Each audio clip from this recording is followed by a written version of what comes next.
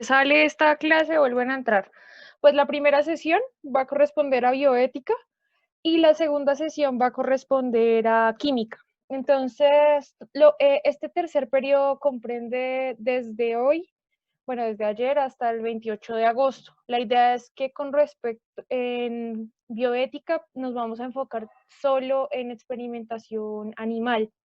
Entonces, pues la idea es como nosotros ya habíamos visto unos escenarios, digamos, de normas que teníamos en experimentación en humanos. Ahora vamos a ver cómo es un proceso en animales y todo lo que las consideraciones que se deben tener en cuenta para la experimentación. Entonces, la idea de hoy es que vamos a arrancar con la lectura que ustedes tenían en la guía que yo les envié el lunes. Entonces, necesito que active el micrófono y comenzamos a participar en relación a la lectura. Entonces, este es el cronograma de actividades. Yo ya se los dejé en el Edmodo y les dejé cómo se va a evaluar. Entonces, para que lo tengan en cuenta. El logro promocional de este tercer periodo es desde la parte de bioética y uso animal y uso de los animales en experimentación. Y dentro de las notas, entonces vamos a tener tres cosas. La ficha de lectura. La idea es que cada clase y cada sesión vamos a hacer una ficha de lectura, así ustedes entreguen cada 15 días las asignaciones. De aquí sale un 40% de su definitiva. Los casos de debate, entonces vamos a hacer 3 sesiones enfocadas a experimentación en animales. Si ustedes tienen alguna, y digamos algún caso que quieran hablar, por ejemplo, de maltrato animal, podríamos trabajarlo. Y la participación en clases sincrónicas voy a tenerla en cuenta, pues para lograr pues mayor cooperación como hemos hecho en el periodo pasado. Entonces, miremos quiénes están en línea. Bueno, entonces voy a empezar. Entonces, la lectura que ustedes tenían era una lectura que sale de una página de internet. ¿Rocha? ¿Está por ahí? Sí. Eso es Julián Rocha, ¿cierto? No, listo. La idea es que en esta historia ustedes encontraron como unos parámetros en relación a cómo se ha venido, digamos, manejando esa experimentación animal en el comienzo de los tiempos. Entonces, la primera pregunta para ustedes es, ¿qué tenía que hacer Manuel con la rata según los procedimientos de laboratorio? ¿Y quién participará para yo anotarlo acá? Yo. ¿Yo quién? Laura. ¿Laura cuál, Marín o Porras? Porras. Listo, arrancamos con Porras. Listo, cuéntame, Laura, Porras, cuéntame. ¿Cuál es la, digamos, qué tenía que hacer Manuel con la rata, según los Él procedimientos? tenía que sacrificarla. ¿Por qué? O sea, después la tenía que matar. Porque, pues, sí. Digamos, ¿tú para qué crees que se debe hacer el sacrificio? Pues porque ellos no van a tener 100 ratas ahí en el laboratorio. Cantidad de animales, correcto. Listo. Segunda pregunta, para los que están en línea. ¿Cuál es la expectativa de vida de una rata? En la lectura lo menciona. No. ¿Quién Yo, es profe. yo? ¿Quién es yo? ¿Quién es yo? Hablen. Profe. 2 Marín, años. Laura Marín, cuéntame. 2 años. Viven 2 años. Listo. Entonces, en el caso de las ratas, vamos a tener una expectativa de vida de 2 años.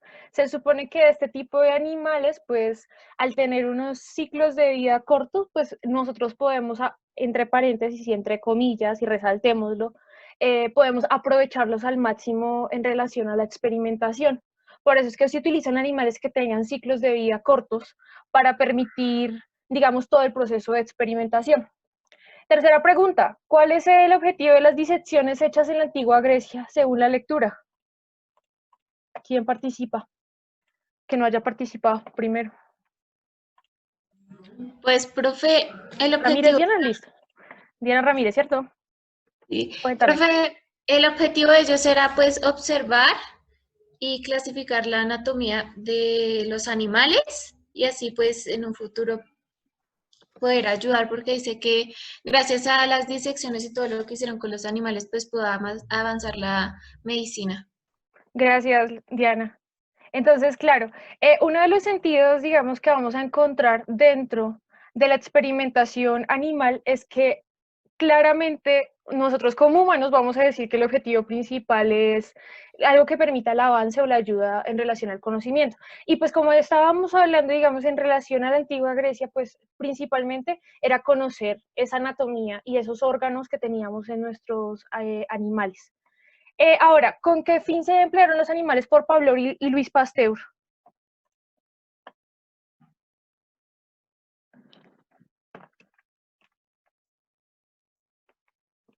Que hacía parte del uno dentro de la lectura. ¿Nadie? ¿Eso lo puedo contestar yo? Sí, ¿Quién eso es? iba a decir también. Listo, Laura Porra, si quieres contesta el de Pasteur, y si quieres Laura Marín el de Pablo. Y ahora ya me desafío a chiflar, pues también espero que participe. Dale, Laura Porras. Espera, profe, lo había anotado por acá y usted cree que yo sé en dónde está eso ahora. Pero el uso, pues para, no lo encontré, pero el uso para lo de los microorganismos, ¿no? Pues, o sea, Ajá. usó ovejas, ¿sí? ¿Sí eran ovejas? Sí, señorita. Para la, sí, para la investigación de que los microorganismos eran los que causaban enfermedades en los humanos. ¿Sí? Listo, gracias. Sí, es la teoría de que, es la teoría particularmente se llama la teoría de los gérmenes, que es que los gérmenes son los que estaban, que luego describieron que eran los microorganismos, eran los que estaban generando las enfermedades. Listo, Laura Marín. Bueno, Iván Pablo recurrió a los perros para buscar la ley del reflejo, creo que fue, para demostrar cómo son las respuestas fisiológicas, como las del babeo del perro.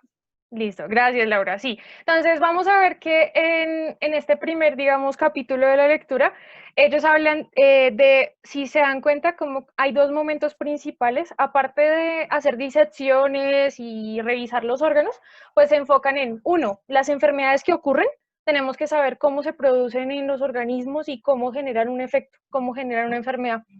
Ahí yo veo a alguien rayando en el chat. Y la segunda cosa importante es todo lo que está relacionado con la etología o con el comportamiento animal. El día de hoy les traje un invitado que conoce sobre los peces. Él se llama Cristian Martínez y está en el chat ahí por si tienen alguna pregunta. Entonces, vamos a ver cuáles son los propósitos pues, que tenemos dentro de la experimentación en los animales. Pues vamos a ver que este es uno de los temas más controversiales. Ya habíamos visto en relación con los humanos todos los procesos terribles que podían ocurrir. ¿Quieres decir algo? Por ahí, creo que es Daniel. Sí. Entonces, vamos a tener unos pros y unos contras. Entonces, una de las razones para hacer experimentación en animales, pues primero, vamos a ver que en relación a todo lo que vimos en experimentación humana, el hecho de que nosotros podamos experimentar con animales va a permitir reducir esa experimentación en humanos, va a generar unos impactos menores en lo que corresponde a los seres humanos. Segundo, va a tener unos beneficios en el sentido de que nosotros estamos evaluando enfermedades que pueden ocurrir en los humanos a partir de los animales y que eso va a tener un escalamiento como nosotros vimos en el periodo pasado. Tercero, hay una relación a nivel genético y a nivel de los órganos entre los humanos y de los animales, y esto permite que nosotros podamos experimentar en animales y escalarlo al humano. Cuarto, nosotros podamos estar hablando de la seguridad de los productos, sea cosméticos, sea medicamentos, sea vacunas, etcétera, etcétera, etcétera. Estamos hablando de la seguridad cuando nosotros revisamos en animales y vemos que no hay mortandad, vemos que no hay efectos secundarios muy marcados y vemos que podemos implementarlo en humanos. Hay un ejemplo muy importante que ocurrió en los años 60, que fue el uso de la talidomina. Esta molécula se empleaba para las náuseas de las mujeres y lo que ocurrió es que ellos hicieron toda la experimentación en animales y les dio perfecto, no encontraron efectos secundarios. Cuando escalaron en humanos, encontraron que los niños nacían con malformaciones muy fuertes, nacían sin brazos, nacían sin piernas. Este medicamento lo sacaron del mercado pues por esta causa. ¿Eso qué significa? Que puede ocurrir que cuando experimentamos en animales todo funcione perfectamente, pero cuando escalamos en humanos pueden presentarse algunos efectos secundarios que no habíamos visto en los animales. Y ese es uno de los contras que puede tener este tipo de experimentación. También hay una cosa importante pues de los propósitos y es el costo. El hecho de utilizar animales pequeños, utilizar roedores, animales con ciclos de vida corto, hacen que pues, en una industria, por ejemplo, que está probando muchos medicamentos, reduzca costos en cambio de utilizar, por ejemplo, humanos que necesitan, digamos, nosotros necesitaríamos pagarles, necesitaríamos hacer todo un esquema de consentimiento informado para poder iniciar una experimentación con ellos. Y otra cosa importante es que nosotros podemos lograr a partir de estos experimentos pues una mejora para la humanidad, que se espera que es lo que se logre con estos experimentos. Como contras, pues vamos a ver que hay unos procesos de dolor que son muy marcados en los animales y que no siempre se garantiza, como les mostraba en este ejemplo, que esto tenga alguna efectividad y que estemos hablando de una seguridad de un medicamento por haberlo evaluado en los ratoncitos. También, pues, todo lo que implica dolor, todo lo que implica el proceso de sacrificio, pues es algo que se debe tener en cuenta y que se considera como contra de la experimentación de animales. Y en algunos casos, por ejemplo, cuando veamos a Pavlov, vamos a ver que hay unos experimentos que son un poco como fuertes en el sentido de que le abren la tráquea al perro o hacen este tipo de dinámicas de disecciones que podrían pues generar riesgo en los animales. Entonces, la idea del testeo en animales, pues principalmente está enfocado a investigación biomédica y todo lo que corresponde a medicamentos.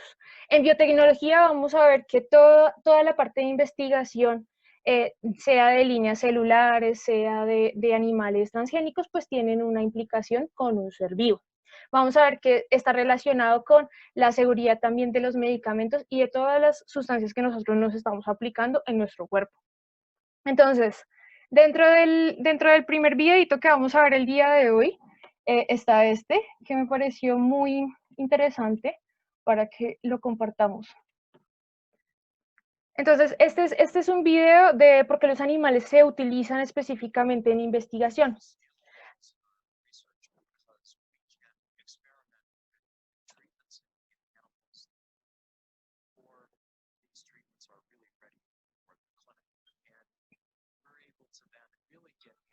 Profe, no se escucha nada. ¿No escucha nada? Ah. ¿Ahora? ¿Ahora sí? No.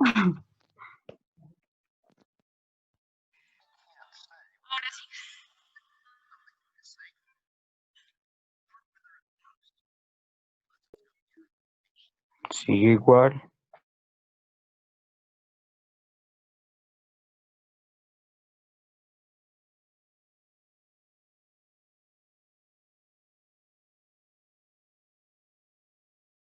Models, worm models, mouse models, rat models. You can tweak the system with genetics that you can't do in other systems. The reason we study these living systems is because they have the appropriate structures so that there's cells that talk to each other. There's different cell types within a given region. When you have it in a dish, it's much more difficult. You can look at a single cell type, but not necessarily the complexity that happens in the brain. With an animal model, we can look for visible changes, microscopic changes, biochemical changes within the mice that would be impossible to do in a living human being, for instance, and would also be very difficult to do, say, in a tissue culture dish.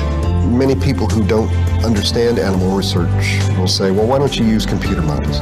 Why don't you use cells growing in a dish? The problem with computer models is they have to model something. You have to understand the process before you can actually use a computer to further understand it. We've made a great deal of progress in developing animal models for Alzheimer's disease, such that we can now take a human gene from families who have what's called familial Alzheimer's disease, where this amyloid protein is deposited in the brain. We can take the gene out of people, put it into a mouse, and those mice will develop that same protein in the brain as if the mice were developing Alzheimer's disease. We can develop various therapeutics, drugs, to try to remove that protein from the brain, or perhaps we can block it being deposited in the brain. All kinds of combination therapies can be tested in animals relatively quickly, and then we translate that into humans. Think about this in terms of if this was your child. What would you really need to see in terms of evidence before you're ready to try this experimental treatment in your child?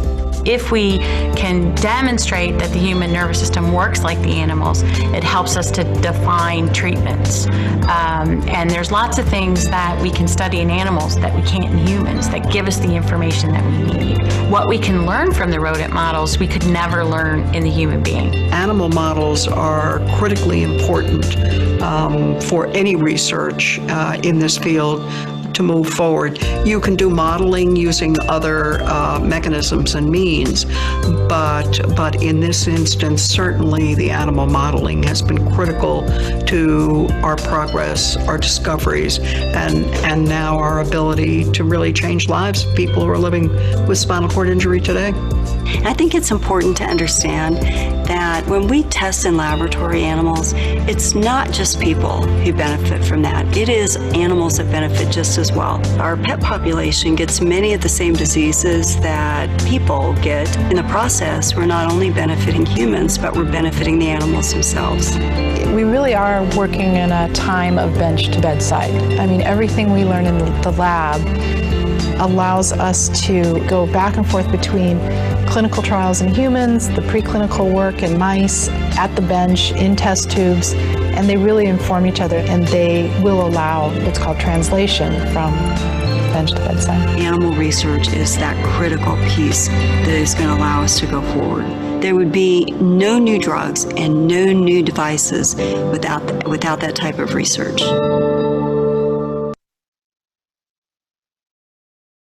Entonces, una de las cosas como principales que nosotros encontramos dentro de la investigación, pues es todas esas, digamos, dinámicas en el sentido de la mejora en las enfermedades. Ahora quiero escucharlos a ustedes, ¿cuáles son los prejuicios o esas ideas previas o preconcebidas que ustedes tienen sobre la experimentación animal? Entonces, lo que quiero hacer es escucharlos a ustedes uno por uno, así paso lista, para saber, digamos, qué piensan en relación a la experimentación animal. Brian Mesa está por ahí, ¿está con nosotros? ¿O quién quiere comenzar? Yo, profe. Listo. ¿Cuál es tu prejuicio o cosa que me quieras decir en relación a la experimentación animal? Pues, profe, no sé, me parece como, pues dependiendo para qué sea, pues me parece bueno, pero en parte también malo, porque cuando hacen eso, pues yo creo que los animales, o sea, sufren y no tienen como la capacidad de transmitirnos y decirnos que les duele o algo así. Pero de igual manera, si es como para algo que ayuda a la raza humana, pues va a servir mucho, pero no, a ellos no les conviene. Gracias, Julián. Exacto. Una de las cosas que nosotros podemos pensar es que va a depender mucho de para qué empleemos este tipo de análisis. Y otra cosa que podemos considerar como prejuicio es el dolor animal. Vamos a trabajarlo en la segunda sesión de la otra clase. Listo, sigo con quién más quiere participar. Profe Bastián. ¿Quién? ¿Quién está por ahí? ¿Qué? No los escucho. Dana. Profe, yo. Listo, cuéntame, Dana. Pues es que a mí me parece que por un lado pues no es tan bueno porque hay veces que digamos le pueden inyectar algo, pero ellos solo como ven el bien para el ser humano. Pero qué tal también le dañen algo al animal y después ya no puede hacer, o sea, ya después digamos puede que en unos días se muera o algo así, pues no es conveniente que le quiten la vida a un animal. Sí, listo. Gracias, Dana. Una de las cosas que vamos a ver en la sesión 3 que corresponde a bienestar animal, vamos a tener en cuenta eso que nosotros veíamos en la historia del amor científico. Manuel tenía que sacrificar a la ratica porque, según los protocolos del laboratorio, uno no puede quedarse con los ratones, uno no puede guardarlos en algún lugar, sino que tiene que procederlos a sacrificar. Entonces, sí, una de las cosas que tenemos que tener en cuenta es ese daño animal y, digamos, a largo plazo, cuántos animales estaremos nosotros sacrificando con el fin de lograr un experimento que quizás si lo llegamos a escalar en humanos no funcione. Listo, ¿quién más? Yo. Yo es Laura Porras, cuéntame. Profe, que también es como si nosotros los humanos tuviéramos como un aire de superioridad. Ay, superioridad, ¿cómo es que? Superioridad. Sí. Porque es como vemos a los animales más indefensos, pues ellos no hablan, ellos son más chiquitos, pues nosotros nos creemos más, por eso es que experimentamos primeros en ellos, los tratamos como queremos porque ellos no pueden gritar, ellos no pueden demandarnos. Entonces creo que también es como que nosotros nos aprovechamos mucho de la vida animal. Aprovechamos. Listo. Entonces, una de las cosas que vamos a ver es cuando nosotros estamos hablando dentro de la escala del uso de animales, cuando nosotros estamos empleándolos, y a eso va a corresponder la sesión número 4, que corresponden cuáles son esos principios fundamentales en las que nosotros utilizamos los animales, y a eso le llamamos el utilitarismo, efectivamente. Listo, ¿quién más me dice algún prejuicio que tenga en relación con sus uso de ratones, uso de perros, etcétera? Juliana, ¿está con nosotros? Pues, profe, a mí me parece injusto porque ellos no hablan, o sea, no tienen como voto ahí. Entonces eso sería como maltrato animal. Listo. ¿Has visto en algún, digamos, ellos no tienen voz? ¿Sí? ¿Has visto algún ejemplo de maltrato animal? Por ejemplo, en televisión o algo que, digamos, tú relaciones directamente la experimentación con maltrato. Digamos, no sé, ¿algún ejemplo? Por ejemplo, que han tratado como de enrazar dos especies diferentes. Eso sería como experimentación, ¿no? Sí, eso le llamamos híbridos. Y bueno, ahí tenemos unas puntualidades, pero sí, válido. Hay una cosa en relación al maltrato animal que podemos trabajar en una de las 3 sesiones de debate para que ustedes, unos tomen posición de defensores de experimentación y otros tomen la posición de PETA. No sé si saben de PETA, que es esta agencia que está tratando de buscar digamos, el control del maltrato animal. Listo, ¿quién más? Ronald está por ahí.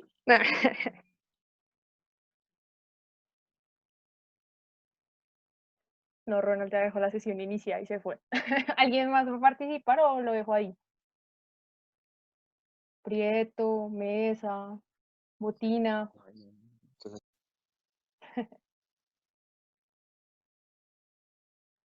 Bueno, otra de las dinámicas que nosotros podemos encontrar en relación a experimentación animal es todo lo que corresponde a maltrato. Entonces, ese también va a ser uno de los capítulos que vamos a trabajar.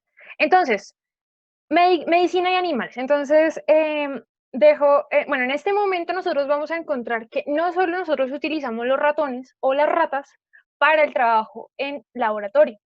También hay otra serie de animales dependiendo de para qué los vamos a utilizar. Por ejemplo, para todo lo que es investigación en escala menor en relación a enfermedades como el Alzheimer se utiliza la mosca de la fruta la drosófila. También podemos utilizar animales que presenten modificaciones genéticas que tengan alguna corte de algún gen en particular para evitar, digamos, la activación de ese gen y poder ver la enfermedad. Se utilizan ovejas, se utilizan gallinas, se utilizan también perros, principalmente una de las razas más utilizadas para experimentación animal es el Beagle por su tranquilidad y pasividad completa. También tenemos los primates y tenemos toda una serie, digamos, de animales que podemos emplear. Entonces, ahorita no sé si Cristian está por ahí para que nos hable de cómo se utilizan los pescaditos en la investigación. Hola Laura, ¿cómo están? Espero que todos estén bien. Bueno, de lo que yo trabajo, de lo que he escuchado que trabajan en experimentación con peces, tenemos ese pescadito que tienen ahí en la foto, es un pez cebra. Es un pez de agua dulce, generalmente se ha utilizado para experimentación, ya que compartimos el 80% del material genético con esta especie y se ha utilizado para estudiar principalmente la capacidad de regeneración de tejidos que ellos tienen. Ellos pueden recuperar, por ejemplo, en los experimentos que se han realizado, se les ha extraído hasta el 20% del corazón o del tejido cardíaco y ellos tienen la capacidad en pocos días de recuperarlo. ¿Por qué son importantes estas investigaciones? Porque nos puede llegar a ayudar a investigar cómo los humanos podemos llegar a tener esa misma capacidad de regeneración.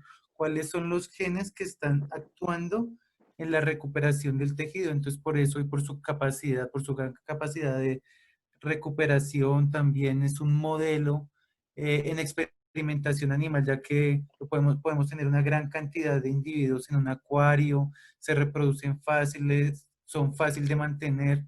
Entonces, esta especie, al igual que otras, por ejemplo, la tilapia, que se ha utilizado para recuperación y para cicatrización, se han utilizado estas especies para investigar y experimentar. Muchas gracias, Cristian. Dale. Listo. Muchas gracias. Listo. Si tienen alguna duda, pueden escribirlo en el chat en relación a peces. Él conoce todo lo que se relaciona con peces, ecología y conservación. También él sabe mucho de la... Cuenta. Porque, digamos, en los pescados casi no realizan así cosas para los seres humanos y en los ratones y otros animales sí. Lo que pasa es que sí se hacen experimentos. Lo que pasa es que como somos más parecidos a los ratones y a los conejos, en términos de que son más cercanos filogenéticamente a nosotros, son mamíferos, entonces compartimos más con los ratones y con los conejos. Entonces por eso los podemos hacer aproximaciones mejores al estudio de la experimentación. Pero cuando son investigaciones como menos avanzadas o en un estado de desarrollo menor, se comienzan con modelos más simples, por ejemplo con gusanos, hay un modelo que se llama C. elegans, también vienen los peces y así se comienza a aumentar hasta que cuando ya estamos como muy cerca de hacer aproximaciones a humanos, ya por ejemplo comenzamos a trabajar con primates. Gracias. ¿Alguien tiene alguna otra duda? Yo, ¿Quién es yo? Ah, listo, Dana Montoya, cuéntanos. Pero, o sea, digamos, él dice que, digamos, lo de los ratones porque son más parecidos a los humanos, pero entonces, ¿a qué se parecen más los pescados? ¿O para qué los utilizan más? ¿Para hacer investigaciones? ¿Para qué? Sí. O sea, también se usa el mismo principio porque cuando estudiamos los peces, por ejemplo, nos enfocamos en un solo gen, el gen del que les estaba hablando, de la capacidad de recuperación de tejido cardíaco es el MPS1, que es el mismo que tenemos los humanos. Entonces, como les dije al comienzo, nosotros compartimos el 80% del material genético. Ya, por ejemplo, con los primates son 99%. Entonces, para no comenzar a trabajar con primates, por ejemplo, que pueden llegar a tener un mayor sufrimiento, por eso comenzamos a trabajar con esta clase de especies. Listo, gracias. Bueno, aparte de eso, no Gracias. solamente me dedico a la experimentación, también cuando tenemos que sacrificar alguna de estas especies de peces, obviamente nosotros tenemos todos los procedimientos éticos, nosotros los anestesiamos con un medicamento que se llama eugenol para que los animales no sufran, por más que sean peces y nosotros pensamos que no sufren, igual que nosotros igual seguimos unos procedimientos éticos para trabajar con estas especies. Sí, yo quería preguntar algo en relación a eso. Digamos, ¿hay algún mecanismo para detectar dolor en los pescados o ellos, no sé, por ejemplo, en los ratones, ellos suelen, digamos, tener un comportamiento y es que se les eriza el pelo y uno sabe que ahí están sintiendo dolor? ¿Hay algo que nosotros nos diga, venga, el pescado está sufriendo o no es posible establecer? Sí, es posible. Claro que los peces tienen un sistema sensorial un poco más primitivo y ellos sienten el dolor de otra forma.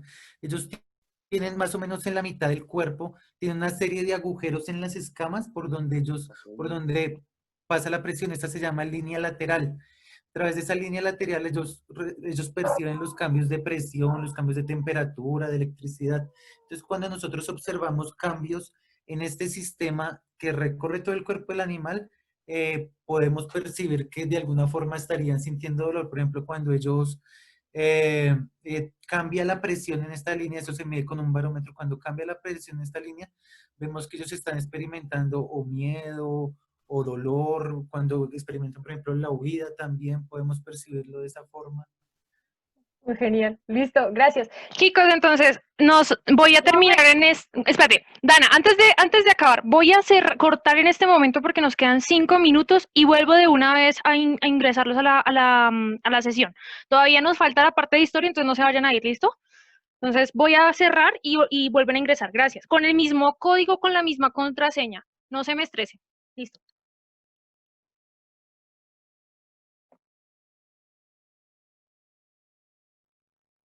Pregunta en relación a este tipo de animales. Por ejemplo, nosotros vamos a ir viendo como algunos puntualmente para qué se utilizan, pero hoy vamos a hablar de las generalidades. Listo, seguimos con 6. Entonces, cuéntame. Iba a preguntar algo de los peces. Dale. No sé qué hacen exactamente con los peces para saber eso de la regeneración. O sea, ¿qué les hacen? Por ejemplo, a los ratones, digamos, le hacen unos estos eléctricos y uno mira cómo qué pasa en el organismo. Pero a los peces, ¿qué les hacen para investigar? De lo que leí aproximadamente para saber cómo se recupera el tejido, pues primero obviamente tienen que hacer una intervención quirúrgica para remover el tejido que se quiere saber si se recupera, y luego con tomografía se puede llegar a saber qué tanto porcentaje de este tejido recuperó. Una tomografía es como una radiografía, pero en 3D, Laura. Sí, ¿Tú me puedes ayudar un poco mejor eso? Y así pueden llegar a saber cómo se recuperó el tejido. Listo. Listo. Entonces, ahorita si quieres, entonces, listo. Si quieren hacer más intervenciones, podemos hacerla ahorita en otra sesión. Entonces, vamos a ver 3 momentos históricos en relación a la experimentación en animales. Entonces, el primer momento que ustedes encuentran es todo lo que corresponde a disecciones. Entonces, a destacar a Galeno, Aristóteles, ellos son los primeros que hacen experimentos donde lo que hacen es cortar animales y revisar qué tienen. En este momento, pues no hablamos como tal de intervenciones quirúrgicas como nos mencionaba Cristian, sino solo abrir el animal y revisarlo por dentro. Hace algún tiempo lo que se hacía, digamos, en las prácticas de ciencias naturales era coger sapitos, abrirlos y esa era la práctica. Pero ya a lo largo del tiempo, entendiendo la bioética y entendiendo lo que corresponde al sufrimiento y al maltrato, pues se hace ver que ustedes como estudiantes pues no tienen la necesidad de hacer disección de animales para poder entenderlos. Segunda cosa y segundo fenómeno a lo largo de la historia, todo lo que corresponde a procesos de las enfermedades, vamos a ver puntualmente unos casos donde la investigación con las enfermedades fue gracias a la incorporación de animales de laboratorio. Y un ejemplo muy interesante en relación con la etología es el ruso de los perros, Pavlov. Entonces, a lo largo del siglo XIX, pues él lo que trataba de entender era el proceso de condicionamiento.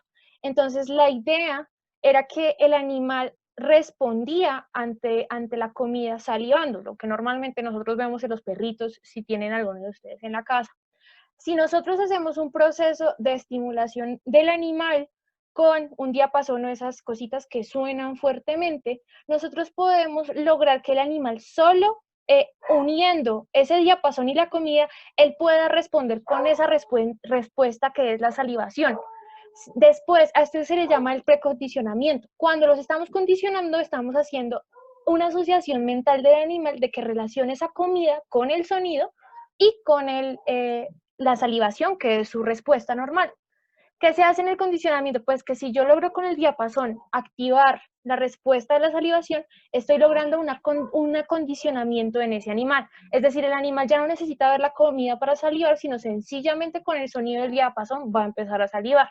Entonces, este tipo, digamos, de efectos a nivel de la etología hacen que el uso de animales, por ejemplo, los perros, sean mayoritariamente empleados para los procesos de condicionamiento.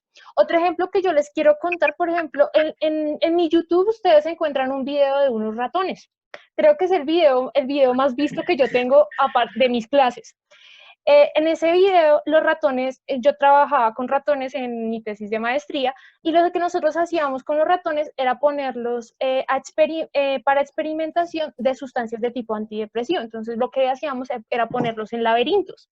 Entonces, la idea del uso de estos animales es que son tan pequeñitos, tienen un comportamiento similar al de nosotros, tienen un comportamiento de miedo, de depresión que podrían tener, que nosotros podríamos asemejar con los humanos. Entonces, ahora vamos a ver unos momentos importantes en relación al recuento histórico. Vamos a ver si... Esperen a ver si... Creo que sí está sonando, ¿cierto? Ya.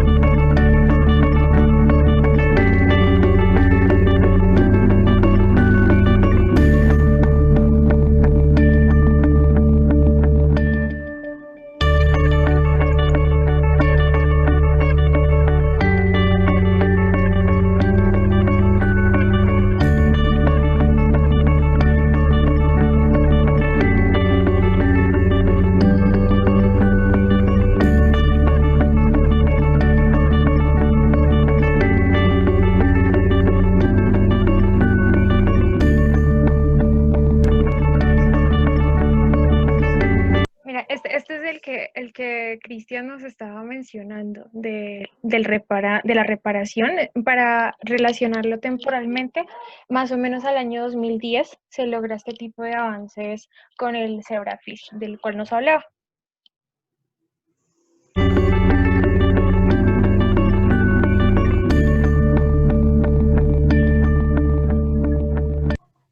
Entonces, una de las cosas como interesantes que nosotros vemos a lo largo de lo que es un recuento histórico es que, bueno, tenemos esos momentos donde solo cortábamos animales para revisar cómo eran, a nivel de como si se parecen a una máquina, por así decirlo.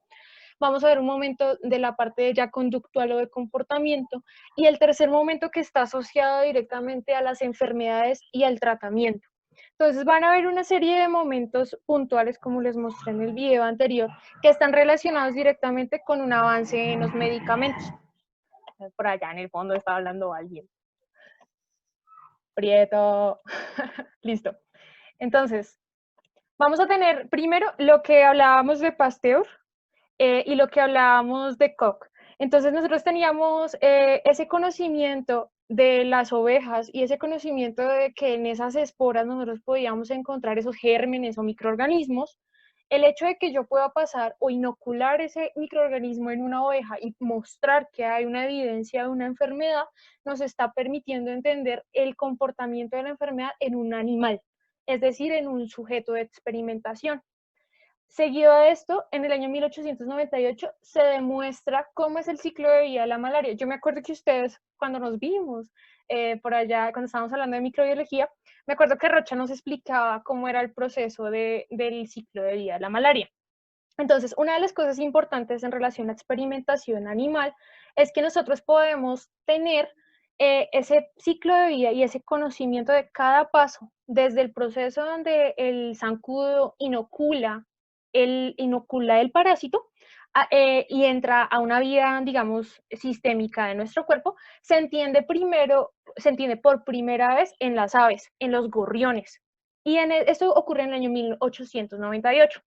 Ya lo que corresponde a 1900 y años posteriores, comienza el trabajo con animales, específicamente con ratones. El ratón va a ser el modelo mayoritariamente empleado en uso de experimentación animal, por las características que les comenté previamente.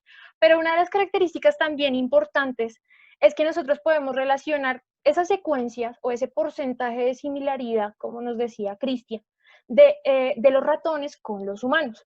Y la primera vez que se utilizan fue para saber la coloración o el colorcito que presentaba el pelaje de estos ratones. Ellos encontraron que habían 3 tipos de colores del pelaje y que se relacionaban directamente dependiendo de cómo cruzaba un ratón con otro ratón. Eso fue en el año 1902. El modelo ratón va a tener unas variaciones, entonces lo que se puede generar son ratones transgénicos que no van a presentar ciertas estructuras de un gen que codifica para X cosa, y esos van a ser, digamos, los que se emplean actualmente, por ejemplo, para el entendimiento de enfermedades como el Alzheimer.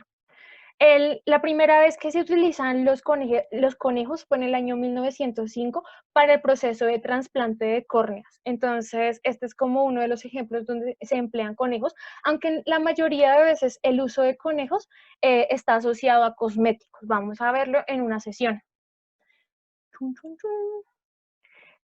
Nosotros también veíamos en microbiología que dependiendo de dependiendo de esas bacterias que nosotros podíamos encontrar, si ellas producían toxinas, pues estaban generando como un aumento o una exacerbación de las enfermedades. En el año 1913 se encuentra que si yo cojo esos líquidos donde encontrábamos las bacterias y se los inyecto a los diferentes animales, los animales pueden producir en su mayoría tanto la toxina como la antitoxina que el microorganismo está generando. Está relacionado directamente con la inmunidad que pueden presentar los animales. Específicamente se encuentra que la inmunización, digamos, si yo inoculo las toxinas en los caballos pues van a aumentar su producción de antitoxinas o lo que nosotros llamamos como el proceso del sistema inmune. Más o menos al año 1914, lo que hace el McCulloch, Hopkins y Funk es coger ratoncitos y los comienza a alimentar con leche.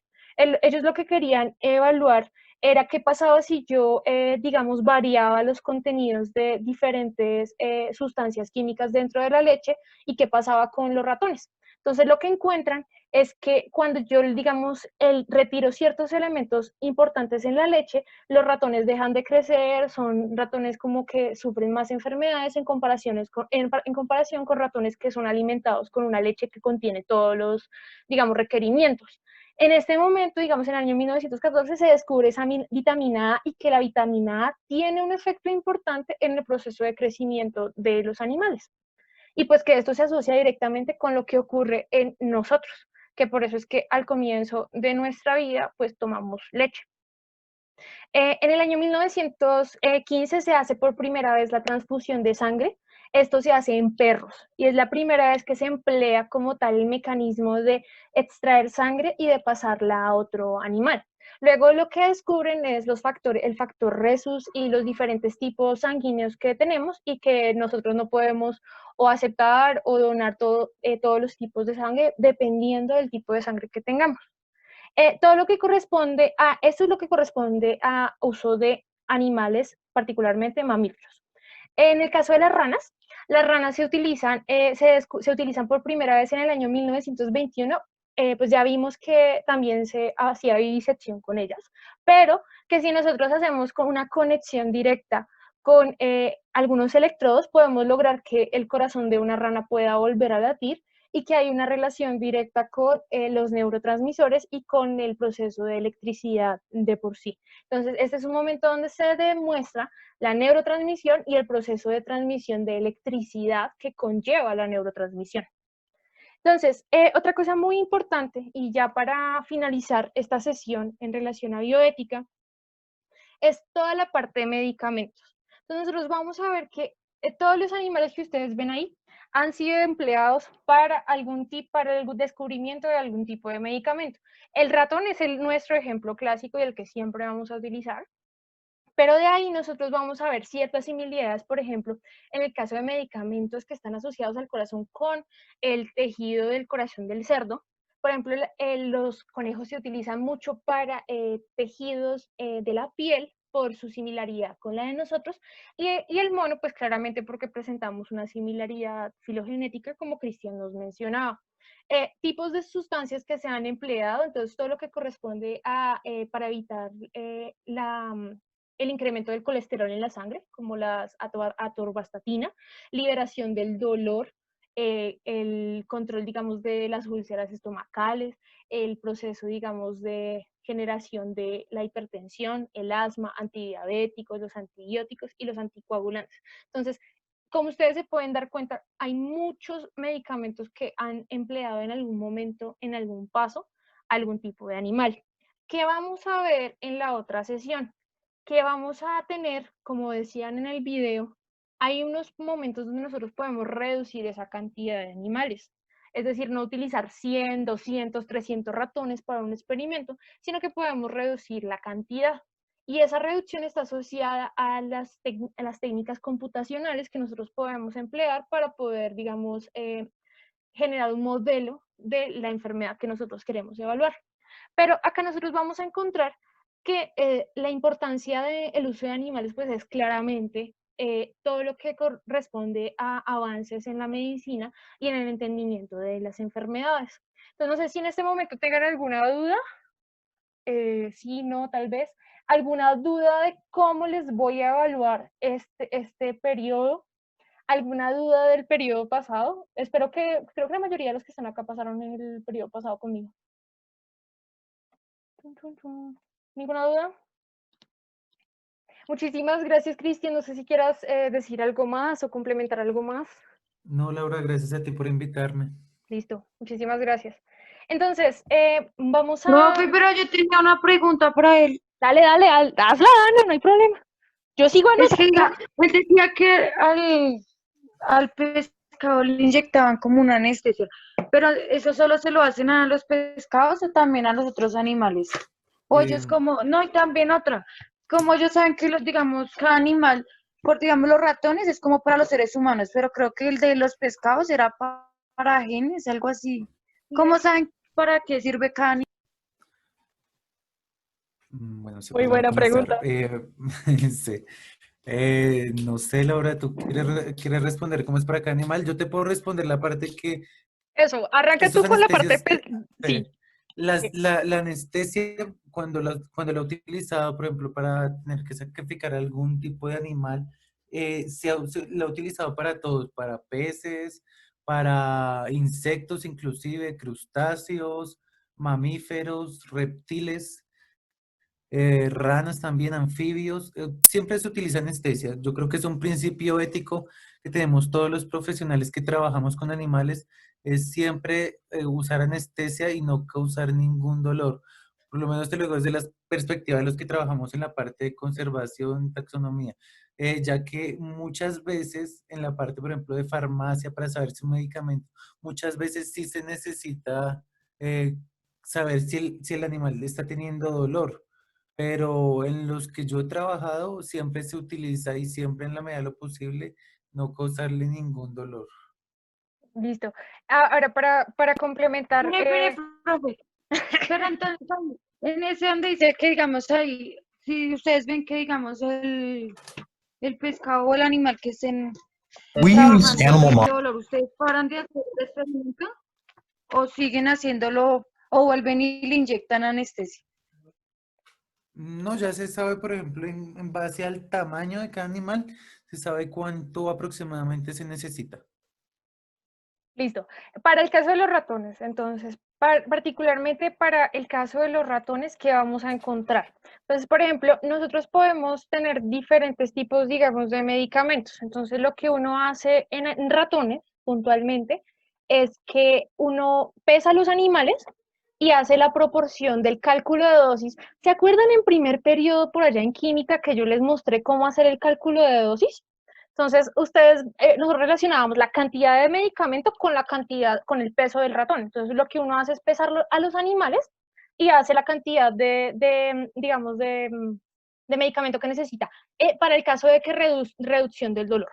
Para el caso de conocer el comportamiento o cómo saber cuándo el animal está sufriendo o no, entonces, este video es un video que yo hice durante mi tesis de maestría. Aquí lo que uno hace es que pone a los ratoncitos a nadar.